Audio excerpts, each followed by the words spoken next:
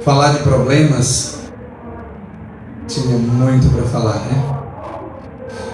Eu acho interessante em tudo isso é que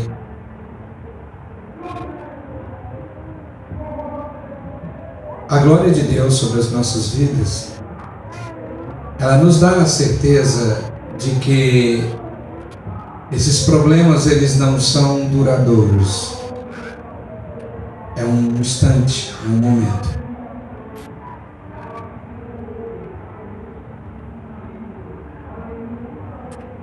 Eles vão passar.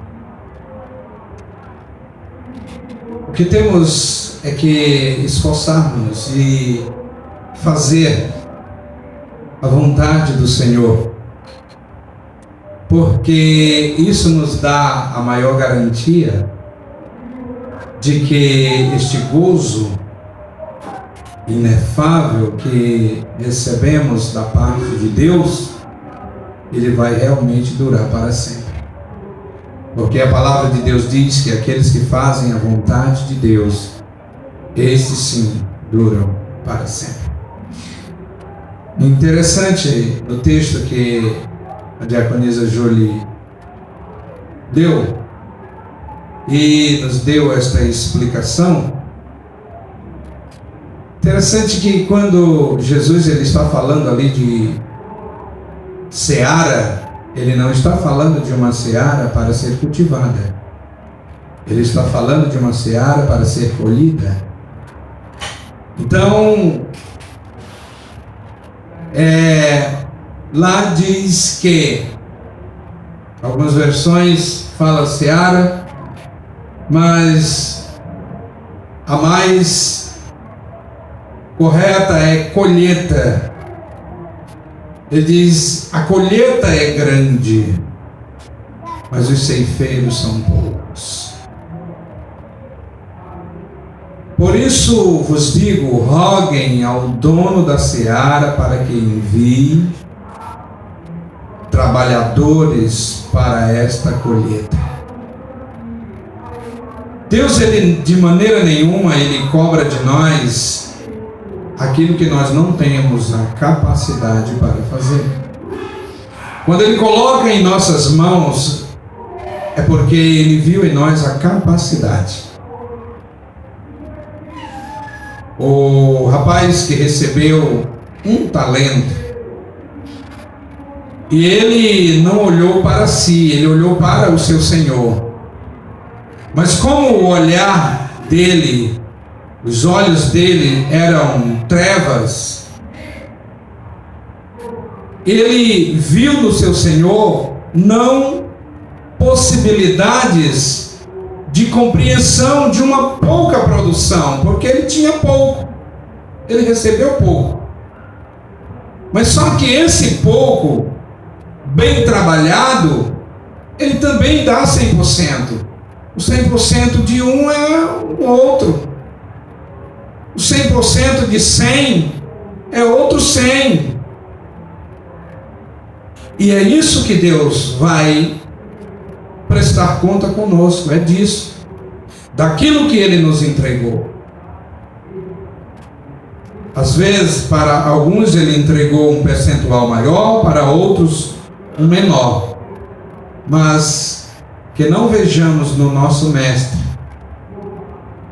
a sua rispidez, como muitos, para se justificar, eles apresentam primeiro a justiça e esquece de se envolver no amor. Porque se nós estivermos envolvidos no amor de Deus, a coroação mais perfeita é a justiça dele. Mas quando nós não estamos envolvidos neste amor, o que a gente vai ver na justiça de Deus é algo desastroso.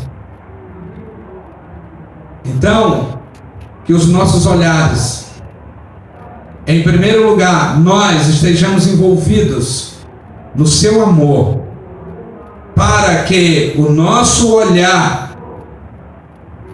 ele veja no Senhor e tenha alegria na sua justiça. Os nossos olhos nos atraem, mas é a visão que nos conduz. Nós não podemos esquecermos disso.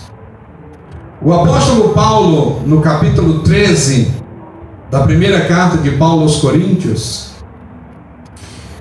ele é um desfecho de algo que ele já vem falando desde o princípio. Se não me falha a memória, dias atrás eu falei, baseado no capítulo 3 da primeira carta aos Coríntios, Paulo elogia os irmãos para depois fazer as suas colocações. Ele, em primeiro lugar, traz à memória dos irmãos aquilo que os irmãos têm por direito em Deus, cujas coisas elas já estão dispensadas. E ele diz que elas estão nas regiões celestiais. O que nós nunca vamos conseguir é tomar posse desses direitos em uma esfera material. É necessário que nos envolvamos com aquilo que é espiritual, aquilo que gera em nós elevo espiritual. E o que gera em nós elevo espiritual são as ações movidas e promovidas pelo amor de Deus. Porque o amor de Deus, ele é o amor ágape. Este amor que não se injuria facilmente. Mas não está descartada a possibilidade de se injuriar, né? De zangar. Mas o que é importante é que, até mesmo quando o texto diz que esse amor, quem ama com o amor ágape, ele não se injuria facilmente. Ou seja, possibilidades para injuriar-se? Sim. Mas mesmo nessa injúria, ele não extravasa a ponto de ferir os outros. Mas o amor de Deus, de uma vez derramado em nossos corações, nós não vamos ver coisa alguma que esteja superior a Ele. Como Ele mesmo apresenta, falando acerca dos dons, Ele aponta para os que são edificantes para a igreja. Também Ele apresenta os que são edificantes unicamente para nós. Ou seja, o falar em línguas, ele diz que é falar diretamente com Deus, e isto traz não coletivamente uma edificação, mas é única. É apenas para mim que estou falando. A profecia, ela edifica a igreja. Agora não podemos confundir o que é e quais são as profecias. Porque a profecia falada com base no amor de Deus gera nos ouvintes a esperança. Para os que estão desesperançados, gera nos que estão caídos a possibilidade, a força para se levantar. Aquilo que eu sempre falo: caiu no caminho, o próprio caminho tem os seus recursos que os colocará de pé. Porque ele mesmo diz no capítulo 12 que estas coisas elas são provenientes do mesmo Espírito. Então falar a profecia, aquilo que há de vir, isso gera em nós não pânico, mas gera em nós que conhecemos e temos, experimentamos o amor de Deus, gera em nós expectativas maiores, gera em nós a certeza, como diz no Salmo 23, que ainda que passarmos pelo vale da sombra da morte, que este vale, ele é existente na vida de cada um. Há momentos que a gente não sabe o norte, mas nós temos a confiança naquele que está nos conduzindo. Abraão, por exemplo, ele adquiriu em Deus esta esperança que não foi necessário Deus dar o endereço. Não foi. Ele tão somente mandou que saísse da sua parentela e fosse para uma terra que o Senhor mostraria. Então o amor de Deus em nós não exige o endereço para onde iremos, mas Ele nos dá força e capacidade e também habilidade para nos deslocarmos com base na palavra e a certeza de que estamos indo a lugares melhores, ainda que estejamos passando por um deserto.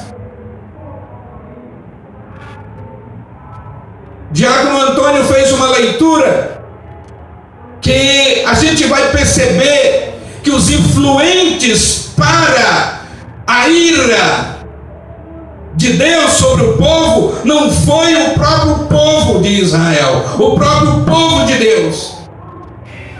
Quem influenciou o povo de Israel foi outros que tinham vindo com eles. E a gente precisa ter muito cuidado, porque há quem tenha o Espírito e há quem não tenha o Espírito de Deus. Há quem ame com amor eros, há quem ame com amor ágape, e assim por diante. E a gente precisa saber qual é o amor que está operando naquele momento. Eles tinham toda uma orientação, e como se não bastassem os sinais que Deus tinha operado no meio deles, eles não tinham que tomar conselho e nem seguir pessoas que não conheciam este Deus. Isso é fácil de conhecer, irmãos. Às vezes a gente diz: não, ele está no nosso meio, ele congrega conosco. Mas se não tiver o conselho conduzido pelo Espírito de Deus, se as suas obras anteriores são más, não tome conselho dele. Recorra ao Senhor, porque senão vai se deparar com a fúria de Deus, com os sepulcros que eram tão somente para os que não eram israelitas, mas os israelitas também foram, porque eram homens glutões, homens que, por não ter o temor de Deus e nenhuma experiência, eles viam Deus como um obrigado a atendê-las. E Deus, ele é soberano. Jesus, ele manda que peçamos ao Senhor, ao dono da seara, para que envie trabalhador. Mas esse pedido não é colocando ele na parede. Esse pedido é com muita humildade. Esse pedido é com muito amor. Porque é o amor que suporta. É o amor que não tem inveja. O amor invejoso ele não consegue ver pessoas se sobressaindo, até mesmo no ministério.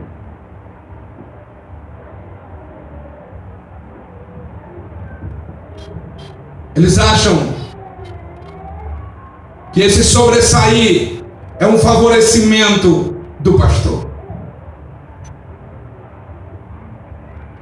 Eles acham que esse posicionamento, essa colocação, essas coisas, elas são apenas favores do pastor. Não é porque ele ama mais a fulano.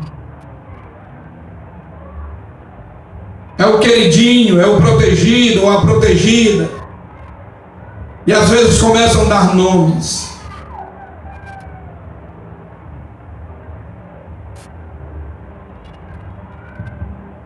Precisamos experimentar deste amor, nos envolvermos com Ele, porque se nós nos envolvermos verdadeiramente, é como diz o versículo 8 diz que o amor, ele não se acaba. O amor de Deus, ele não se acaba. Aí diz o versículo de número 12, veja só, ele diz assim: agora, pois, vemos apenas um reflexo obscuro, como em espelho, mas então veremos face a face.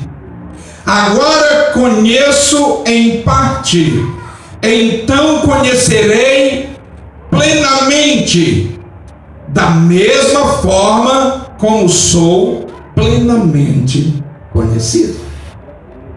O que me chama a atenção é justamente essas colocações que fazem o apóstolo Paulo dentro da condução da visão, não pela atração do olhar. Porque tem pessoas às vezes que vê até mesmo o ministério como uma solução para ele. E é justamente aí aonde se decepciona. Porque ele não viram em primeiro lugar a necessidade. Eles não viram em primeiro lugar a grandeza da colheita, para que se envolvesse e fosse um obreiro de valor. Eles veem apenas aquilo que possa favorecer-lhes. Às vezes um título, às vezes um nome, um reconhecimento aí fora e assim sucessivamente. Mas quando olhamos e somos conduzidos pela visão, movidos pela visão e não atraídos pelo olhar, a gente vê esse naurear de glória, apesar de todos os empecilhos que venham se levantar. Tempestades que às vezes quebram os galhos, furacões que às vezes quebram até o tronco da árvore. Mas a palavra diz que no cheiro das águas elas brotarão. Sabe por quê? Diz que ainda que quebrem os galhos, que quebrem o tronco, que arranquem o tronco, mas as raízes elas brotarão no cheiro das águas. É porque há raízes que estão aprofundadas em Deus, escondidas nos seus mistérios, e às vezes tentam apagar da história o seu nome, até mesmo você mesmo, mas as suas raízes estão se alimentando nas águas que são mais profundas, águas que lhe oferecem maiores possibilidades de renovos, mais perfeitos e maiores do que os que existiam antes, porque a queda foi no caminho. E o caminho proporcionou condições para se pôr de pé novamente.